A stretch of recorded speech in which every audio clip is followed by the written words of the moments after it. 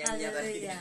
Di sana, Memang hambanya ini diurapi khusus suara yang memberkati ya. Kita kalau dengar pujian yang dinaikkan itu nggak cuma tahu lagu, tapi ada hadirat Tuhan yang luar biasa. Ini memang karena panggilan Tuhan untuk pita suaranya dipakai memberkati banyak orang. amin. Dan Luar juga semuanya biasa. masih terbuka di line interaktifnya di 085724011372, di 085724011372, dan akses live streamingnya di lovejogja.online. Kita dengarkan sama-sama sharing kebenaran firman Tuhan di kesempatan sore ini bersama dengan Ibu Salim di program acara Happiness Moment. Silakan Ibu. Yes, haleluya. Nah, tema 1 jam saja ini luar biasa. Memang hari-hari ini kita dipaksa oleh Roh untuk harus bow down, harus saka, harus torah, harus berdoa, menyembah sampai muka menyentuh tanah. Artinya benar-benar harus penyerahan diri total. Kita nggak cuma doa yang cuma tahu sekedar Tuhan tolong saya, tidak saudara, tapi harus doa yang mengambil hati Tuhan. Makanya di dalam Matius 26 yang kita udah baca tadi, mengapa di Taman Getsemani ini Tuhan membawa murid-murid dan yang ikut dia untuk di tempat yang berdoa 3 orang, tapi Tuhan minta mereka gini, berjaga-jaga. Di ayat yang ke 36 sangat jelas di situ bagaimana Tuhan bilang mereka begini, duduklah di sini sementara aku pergi ke sana untuk berdoa. Kata duduk di sini bukan berarti disuruh istirahat lah saudara, tapi Tuhan disuruh mereka duduk, artinya gini, berjaga-jaga. Tuhan kasih mereka gini, berbaring lah ya kamu di sini sambil tunggu saya pergi berdoa. Enggak, Tuhan bilang mereka duduk di sini, berjaga-jagalah, mengintai, mengawasi, duduk untuk mengawasi, mengintai. Anak-anak Tuhan kita nggak cuma sekedar berkata bahwa aduh mengapa begini, atau Tuhan tolong saya. Tidak cukup seperti itu. Kita nggak bisa dalam kekhawatiran seperti itu. Kita harus mengerti hati Tuhan, duduk untuk mengawasi, untuk mengintai ada apa, kita harus buat apa, kegerakan apa yang terjadi hari ini untuk mengambil hati Tuhan. Ini yang paling penting. Makanya waktu saudara mengerti tentang doa 1 jam, saya percaya 1 jam itu bakal nggak cukup buat saudara. Kenapa? Saudara nikmati hati Tuhan, hadir Tuhan itu engkau nikmati dalam pujian penyembahan bahwa roh saudara dengan luar biasa. Nah kenyataannya saya katakan sering banget saya tentang hal ini. Kenapa hari-hari ini Tuhan mau saudara dan saya ambil 1 jam dalam roh untuk berdoa saudara. Nah memang kenyataannya murid-murid Tuhan sepanjang perjalanan dengan Yesus, mereka berjalan bermil-mil jauhnya untuk melayani, ikut Tuhan, dan tentu secara fisik capek luar biasa. Sebenarnya betul ya, kalau secara manusiawi pasti Tuhan nak suruh mereka gini, kamu istirahat dulu ya, saya pergi doa. Tapi pertanyaan saya, mengapa Tuhan nggak suruh mereka beristirahat, tapi Tuhan suruh duduk di sini di ayat 36. Ini menjelaskan bahwa Tuhan gini, nggak tahu, Tuhan tahu mereka capek, tapi Tuhan nggak mau kompromi dengan daging mereka untuk mereka merasa capek dagingnya. Tuhan mau roh mereka harus bangkit. Karena memang nanti kita akan baca lagi, Alkitab katakan begini, bahwa roh itu penurut, betul?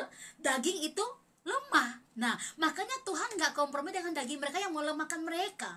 Tuhan mau mereka merasakan apa yang Tuhan rasakan di saat Tuhan lagi mau berdoa. Nah di ayat 37 ya, Yesus merasa sedih dan gentar, gelisah. Ini luar biasa. Ada satu perasaan yang Tuhan lagi berkata. Maka mulailah ia merasa sedih dan gentar, saudara. Ada satu perasaan yang memang secara manusiawi, ini semua orang saat mendengar virus corona ini, saudara mungkin sama, gentar, gelisah, merasa sedih, aduh mau apa lagi, ada banyak kita dengar ya, mau terjadi seperti ini, mau bumi seperti ini, memang itu harus terjadi. Tetapi dalam Matius pasal yang ke-18 ayat 8 berkata, masih ada keimanan di bumi kalau Tuhan nanti datang. Tujuannya adalah iman kita dimurnikan. Kita stop untuk bersungut, stop untuk berkata mengapa, dan ada roh ketakutan, stop. Saudara harus ambil sikap untuk berdoa, menyembah Tuhan, duduk di sini, berjaga-jaga, mengintai untuk ambil hati Tuhan.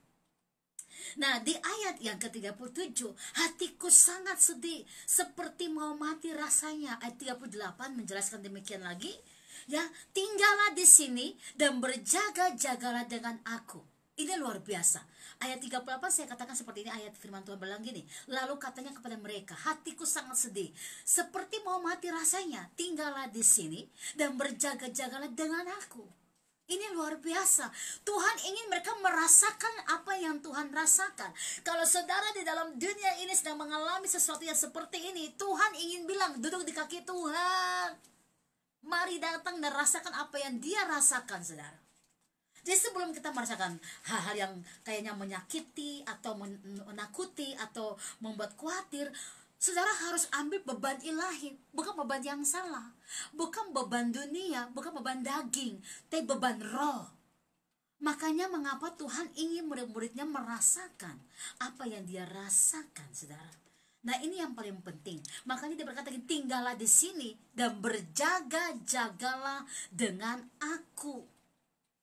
Ayo, kita punya waktu ini adalah kita ambil untuk berjaga-jaga. Berjaga-jaga dalam roh. Tinggallah di sini, tinggallah dalam hadirat Tuhan dan berjaga-jagalah. Tuhan gak bilang begini, oh ya udah kamu capek hari ini ya, udah kamu pergi ke sana nanti aku doa sendiri. Enggak, Tuhan mau mereka merasakan apa yang Tuhan rasakan.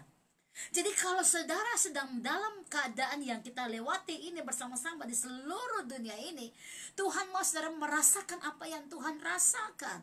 Jangan merasakan apa yang dunia rasakan loh saudara. Ya, kebanyakan kita merasakan apa yang dunia rasakan. Apa yang kita rasakan, yang kita lihat dalam dunia ini, sehingga kita khawatir, kita takut, kita gelisah.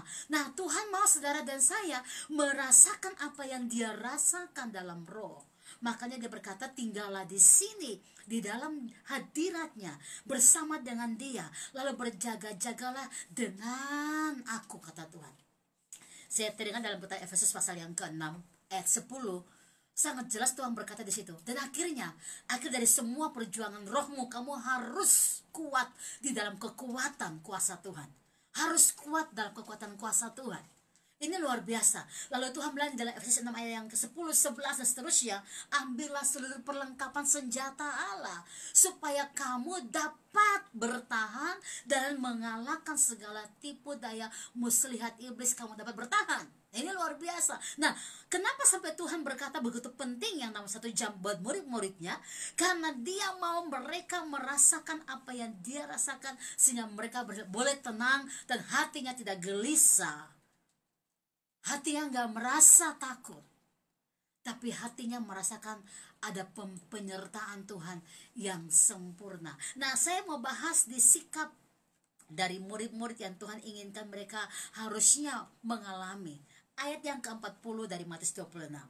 Setelah itu ia kembali kepada murid-muridnya itu dan mendapati mereka sedang tidur. Dan ia berkata kepada Petrus, tidakkah kamu sanggup berjaga-jaga 1 jam dengan aku? Mengapa dia berkata buat Petrus? Karena Petrus adalah leader, pemimpin.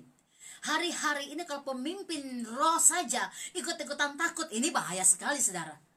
Saudara harus mengerti mengapa Tuhan bilang sama Petrus, mengapa kamu tidak sanggup berjaga-jaga 1 jam sih dengan aku? Padahal yang ikut Yesus ada 3 orang. Mengapa Tuhan gak bilang sama mereka semua? Tuhan selalu bicara pertama adalah kepada para pemimpin, untuk mereka punya roh yang berjaga-jaga, roh yang tahu beban ilahi, dan bukan ikut-ikutan mengambil beban palsu, beban dunia, beban daging. Come on, harus mengerti beban ilahi ini. Makanya Tuhan berkata, ya, Tuhan datang dan Tuhan berkata, kamu kenapa nggak sanggup berjaga-jaga? Ia berbicara kepada Petrus sebagai seorang pemimpin roh untuk harus mengerti apa yang Bapa mau. Ayat 41, saya akan baca buat saudara semua. Berjaga-jagalah dan berdoalah supaya kamu jangan jatuh ke dalam pencobaan. Nah, ini poinnya saudara. Mengapa Tuhan suruh kita berjaga-jaga dan berdoa supaya kita nggak jatuh dalam berbagai pencobaan, kita nggak menjadi orang yang penakut, yang gelisah, yang khawatir. Kenapa? Karena daging itu lemah, roh itu penurut. Jadi kalau saudara dan saya membangunkan roh kita, kita akan luar biasa. Makanya orang yang doa 3 menit, saya tidak tahu ya ini bisa rasakan hadirat Tuhan apa enggak. Karena orang yang merasakan hadirat Tuhan, dia bisa tembus lebih dari 3 menit, lebih dari 30 menit, lebih dari 1 jam, lebih dari. Kenapa? Karena hadirat Tuhan itu mengasihi dia. Ini luar biasa. Makanya Tuhan bilang gini, 1 jam itu. Nah, ada satu ayat lagi dikatakan begini, lebih baik 1 hari. Suara saya kurang bagus seperti penyanyi aslinya ya. Mbak Livi Lawrence yang ada dengan kita. Nah, ini lagu itu luar biasa. Lebih baik 1 hari di pelataran Tuhan daripada 1000 hari di tempat yang lain. Saya ada sedikit matematika, saudara. Dari seorang lahir sampai dia umur 70 tahun, itu rupanya usianya di mata Tuhan itu hanya satu jam berapa menit. Kalau hitung-hitung, saudara. Kenapa? Ini soalnya dalam hadirat Tuhan itu 1000 hari. Nah, saudara bisa bayangkan ya, kalau saudara dalam hadirat Tuhan 1 hari, maka 1000 hari saudara yang sudah terbuang dengan semua keadaan, situasi yang pahit, yang rusak, itu dalam hadirat Tuhan dipulihkan dengan luar biasa. Dan Tuhan ingin saudara mengalami itu. Ada banyak kejadian yang bisa bikin saudara dan saya menjadi orang-orang yang jadi lemah, jadi orang-orang yang takut kalau kita tidak punya roh doa dalam 1 jam. 1 jam ini bicara bisa mengubah semua situasi hari-hari. Kita baru mengalami ini baru beberapa bulan, saudara. Tetapi Tuhan mau 1 jam ini saudara bisa mengubah yang tidak mungkin jadi mungkin, dan saudara mengerti hati Tuhan untuk kembali mengambil kairos waktunya Tuhan untuk berbicara kepada dunia ini apa yang Tuhan inginkan, apa yang Tuhan mau untuk saudara dan saya alami. Nah, 41 itu berkata gini, berjaga-jaga dan berdoalah supaya kamu jangan jatuh ke dalam pencobaan. Roh memang penurut, tetapi daging lemah. Berjaga-jaga dan berdoalah supaya kalian jangan sampai mengalami pencobaan-pencobaan yang di luar kemampuan rohmu untuk bisa bertahan. Artinya roh saudara harus dikuatkan melakukan yang benar, tapi kita harus bisa sanggup melakukan apa yang Tuhan inginkan. Jadi yang benar itu adalah bukan kehendak kita. Seperti doa Yesus itu, walaupun dia merasa mau mati rasanya, tapi dia berdoa, walaupun saya merasakan seperti ini, tapi jangan kehendakku yang jadi, kehendakmu Bapa yang terjadi. Jadi selalu Tuhan mengarahkan kita untuk berdoa, tapi harus berdoa dengan memakai hati Bapa. Berdoa untuk mengerti apa yang Bapa mau, Bapa inginkan saudara dan saya alami. Nah, ayat 43 kita baca sebentar ya, sampai 43.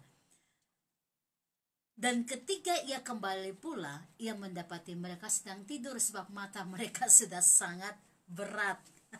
Ia membiarkan mereka di situ lalu pergi berdoa untuk ketiga kalinya dan mengucapkan doa yang sama. Nah, saudara lihat ini, bagaimana sikap kita dalam menghadapi masalah. Doa adalah kekuatan. Doa adalah satu kemenangan. Tapi kalau saudara tidak berdoa, saudara tentu nggak punya kekuatan. Kalau saudara nggak berdoa, tentu saudara nggak mengalami kemenangan. Nah, ini yang perlu terjadi. Nah, saudara, berapa hari kemudian, minggu depan, Jumat depan ya, kita merayakan hari kematian Tuhan Yesus dan Paskah yang sudah sangat dekat. Dan ini bagaimana sikap kita sebagai anak-anak Tuhan. Waktu Tuhan disalibkan, ini penyataan roh yang dia sedang katakan buat kita. Dia menanggung semua dosa, makanya dia merasakan seperti mau mati rasanya. Tapi dia tetap menghampiri tahta Tuhan, Bapa Sorgawi. Dan dia berdoa, memang Tuhan kalau boleh cawan ini engkau ambil daripada aku Bapa, tapi bukan kehendakku, tapi kehendakmu Bapa. Ada rasa yang dia tahu bahwa secara manusia dia gak kuat, tapi dia tetap tunduk kepada otoritas roh. Nah, ini yang Tuhan inginkan saudara dan saya harus alami. Waktu saudara tahu Tuhan mati buat kita di kayu salib, semua dosa, semua penyakit sudah ditanggung di kayu salib, saudara harus mengerti tidak ada kekalahan bagi orang yang sudah mengalami Tuhan. Amin. Tetapi kita harus tahu apa yang kita harus lakukan di dalam doa kita. Doa yang menyembah, doa yang tahu hati Tuhan, doa yang mengerti panggilan roh, doa yang merasakan apa yang Bapa rasakan. Come on. Sekarang mesti berdoa yang sungguh-sungguh. Bayangkan ya, kalau sudah capek dengan banyak pikiran-pikiran yang melemahkan, tentu kita sudah nggak ada niat untuk berdoa. Ataupun ada niat tapi tubuh kita sudah lemah, kita tidak bisa tembus doa-doa yang luar biasa lagi. Oleh karena itu jangan lagi mengambil segala beban palsu, tapi ambil beban ilahi. Doa dengan roh, doa dengan kuasa. Dan pujian ini akan mendukung iman saudara. Lebih baik 1 hari di pelataran Tuhan daripada 1000 hari di tempat yang lain. Kuatkan iman saudara, dan tetap berjaga-jaga dalam doa saudara. Haleluya.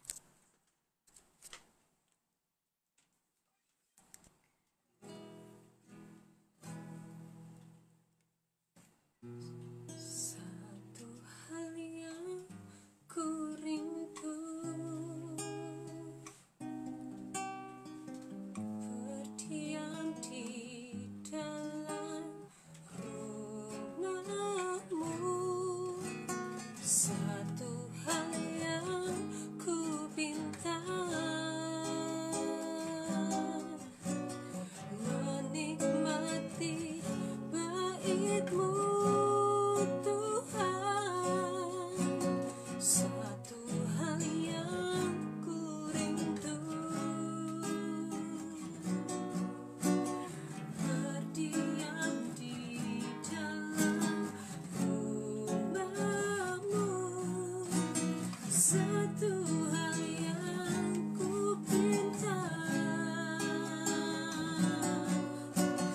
menikmati bait-Mu Tuhan.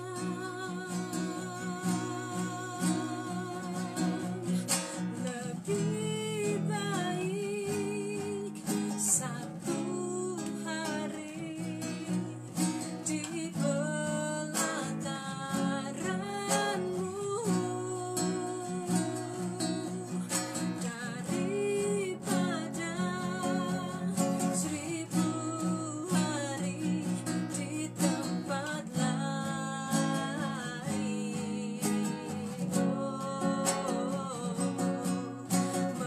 Memuji-Mu, menyembah-Mu, Kau Allah yang hidup,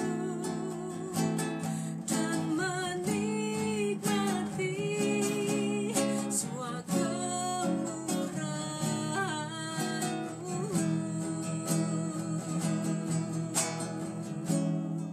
Mari sama-sama katakan, satu hal yang ku rindu, berdiam di dalam rumah-Mu. Amin. Satu hal yang ku minta, menikmati bait-Mu Tuhan. Haleluya Jesus. Lebih baik Yes, Lord. satu hari di pelataran-Mu daripada 1000 hari di tempat lain. Daripada 1000 hari di tempat Firman kami Tuhan, lain. untuk memuji-Mu, Memuji-Mu, menyembah-Mu, Kau Allah yang hidup, dan menikmati semua kemurahan-Mu. Lebih baik yes God, haleluya. di pelataran, Lebih baik satu hari di pelataran-Mu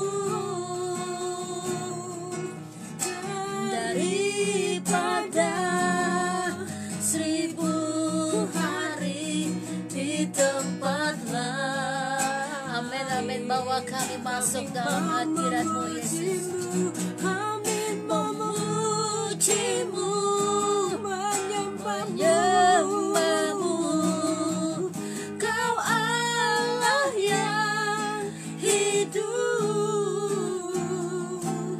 dan menikmati semua kemurahan-Mu. katakan, lebih baik satu Haleluya, hari di Jesus. pelatarannya. Lebih Katakan, lebih baik baik satu hari, oh Tuhan, satu kami mau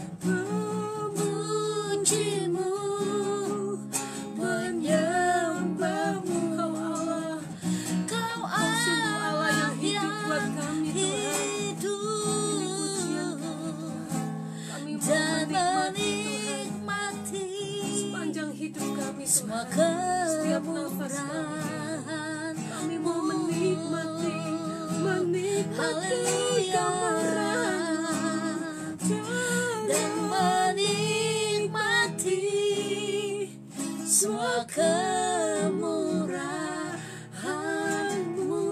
Katakan, Tuhan, kami mau menikmati segala kemurahan-Mu dan menikmati semua kemurahan-Mu. Stay tune dengan kami, kita lanjut lagi sebentar lagi. God bless.